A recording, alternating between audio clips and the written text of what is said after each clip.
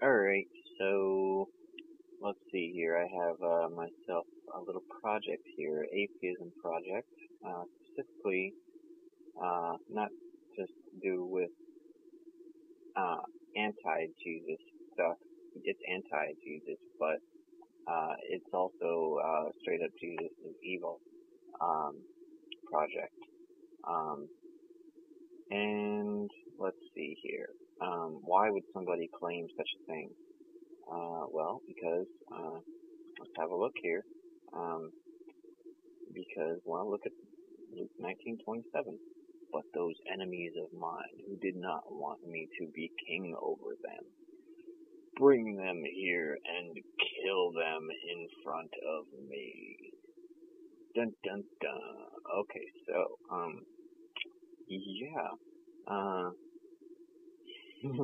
I guess, that justifies the evil, part there, the evil claim.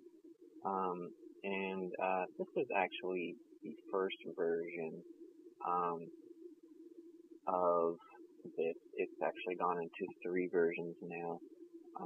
The second version was I added a back.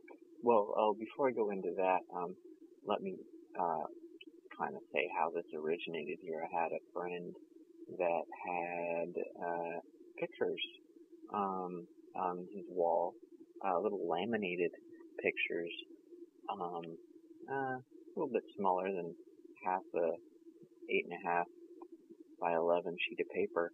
So you could fit 2 of these on an 8.5 by 11 sheet of paper. And he has these pictures sitting like on his desk there. They're like actually stuck to the wall of his desk, and like with tape, and he had some happy pictures there, like maybe some Buddhist pictures.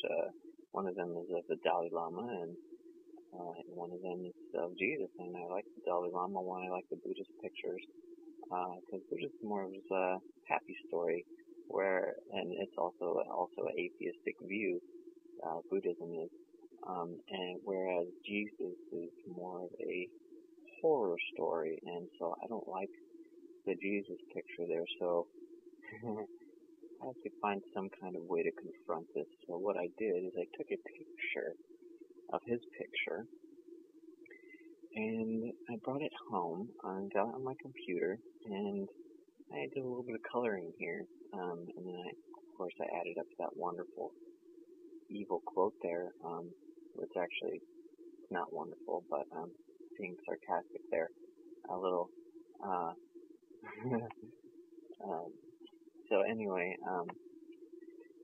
yeah, I wanted to find a way to confront this because he's kind of stuck on Jesus and a little bit, and he's kind of, one of his role models and stuff, and, even if Jesus was a real person, they're trying to show him why, even if Jesus was a real person, it's not really a good idea to follow him, because this is one of the reasons, because of that mark, and also because of stage 2, the second version here, found some more quotes. This is Jesus Evil back here. Let's open this one up. This one says, Jesus says, Matthew 10:34, think not that I am come to send peace on earth. I came not to send peace, but a sword. Okay. That paints a pretty different picture than what I've heard about Jesus so far. Matthew 10:35, for I am come to set a man at variance against his father, and the daughter against her mother, and the daughter-in-law against her mother-in-law. Why would anybody want to follow this guy?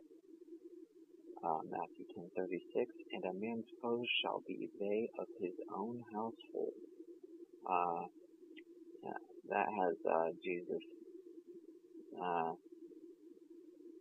home wrecker, written all over it. Okay. Anyone who knew what the Jesus profile really was, you probably have this person banned from their house or just dedicated to being against it, against him. But you don't learn that in the religious box. You learn that kind of stuff outside the box, outside the religious box, that is. Let's see what 1037 has to say here. He that loveth father or mother more than me is not worthy of me, and he that loveth son or daughter more than me is not worthy than me.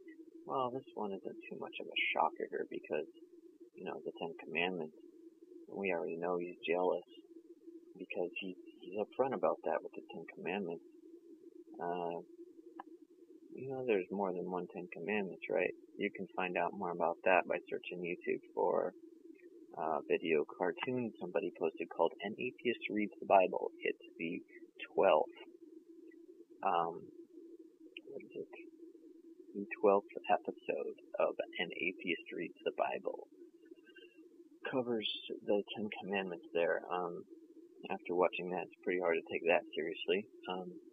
So yeah, this is the backside. This was the second version of this. I never quite finished saying what my plan was, but I guess I'll do that now. My plan was to confront this picture that he had hanging on his desk wall here. Was to take a picture of it, color on it, and put that quote on there, and then I was going to hang it on there over his picture, and then just kind of see if he notices it, which he didn't notice it until I pointed it out. It's hanging right there on his desktop. He didn't even notice it until I pointed it out. So did you like my little coloring job I did there? And he said, "What coloring job?" And I said, I kind of looked at it, and he noticed it, and he wasn't very happy with it. He said he wished that I would, he said he was upset that I was disrespecting his stuff by coloring all over, I said, disrespecting his stuff.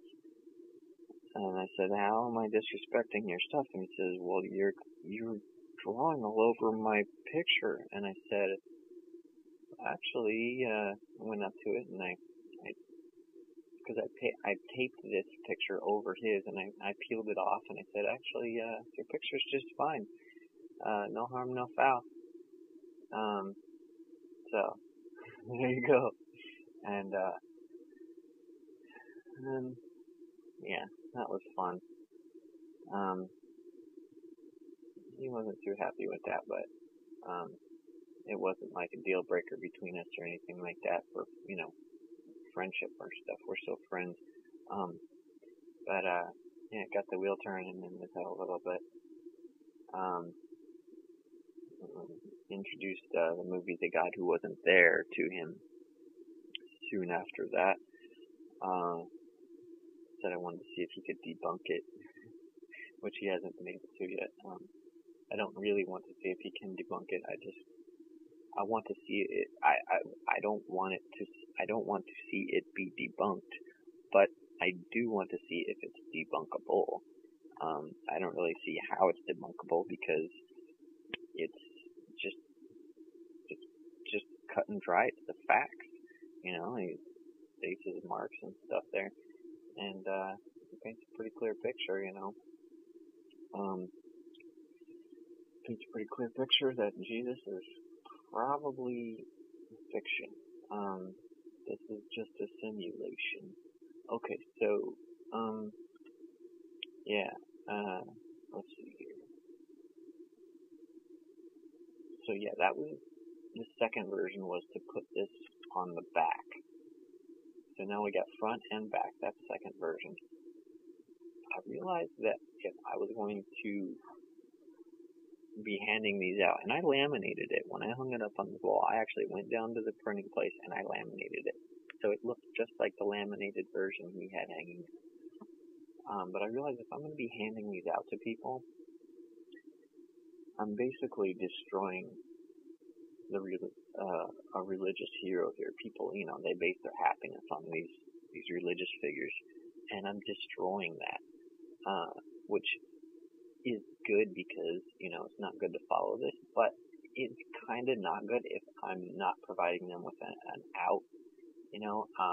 So the third version is a out where basically, you know, I have the Jesus evil part here still, but then I have some good news, you know. Before it was just all bad news, but now I put, you know, the good news is Jesus is fiction. Arrows here say the Gospels were written 40 plus years after he died, so the Gospels are not contemporary evidence. As for Paul, Jesus was mythical. Hebrews 8:4. That's for the in the Bible part, and then on the right side it says the first person to write about him outside the Bible was Josephus, who was born after Jesus died. So Josephus is not contemporary evidence. 0 witnesses, it's all hearsay. That's the good news. And then, you know, then there's something for them to watch after they read this, you know, some sort of path for them to follow there. Try watching the movie The God Who Wasn't There. So, yeah, this is the third version of the little Jesus Evil project. So yeah, I'm gonna be handing these out to people, and I'm looking pretty forward to it because people need to know the truth, and they need to not base their happiness on this fictional character, and they need to not follow this person. I don't really like hearing about him, so if I do, then it's time to roll up my sleeves and do some battle. Because I'm not a big horror fan. I don't like horror. I don't like hearing about it. Okay? So, yeah, this is my way to confront it. This is the inner atheist in me that I am exposing. Enjoy.